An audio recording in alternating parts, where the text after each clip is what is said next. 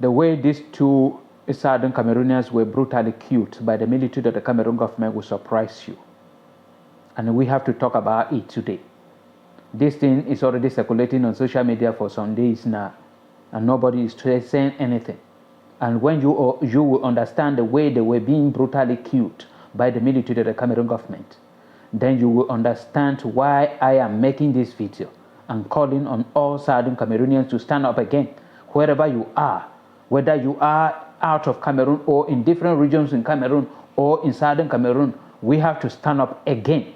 One day we should organize ourselves and stand up again, because if we do not, all southern Cameroonians will perish in a very painful way. These are two southern Cameroonians, and the military forced them to go and untied an explosive device that they discovered with their bare hands. And then when touch it, it exploded and scattered in pieces. In pieces. People were standing there. They saw how it happened. This is southern Cameroon, and this is TFA Talking Point. We have been talking about solutions that can help us end the Anglophone crisis, but the government of Cameroon remain quiet, hold on to the military solution.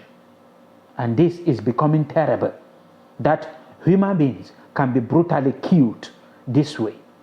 That this incident happened in Kumbo, in a particular area called Melim, that an explosive device was planted there by the Ambazonian fighter. Then the military used something to detect that an explosive devices have been planted around that area. So they stopped vehicles that were coming, bikes that were coming, and asked all the men to go down. And then they asked them to force them to go and untie the bomb, knowing that it will explode and kill them. But they forced them. And then they said that one of the statements they were making was that your brothers are the one that planted it, so you people should go and remove it. And then many of them refused. From what eyewitnesses mentioned, many of them refused to do it. But the military threatened to shoot. And finally forced these two gentlemen, southern Cameroonians, to go and untie that with their bare hands. And upon touching it, it exploded and scattered them into pieces. And seeing them, only their family have been crying and asking for justice, together with Cameroon News Agency. This is the only platform that I've been talking about this issue. I have been waiting to hear from other media in Cameroon. Nobody is talking about it. And today, TFA Talking Point is joining Cameroon News Agency to cry for help, cry for justice upon these two. And the government of Cameroon cannot give that justice. Southern Cameroonians have to stand up to give that justice. So any day, if we can organize ourselves, we all will stand up.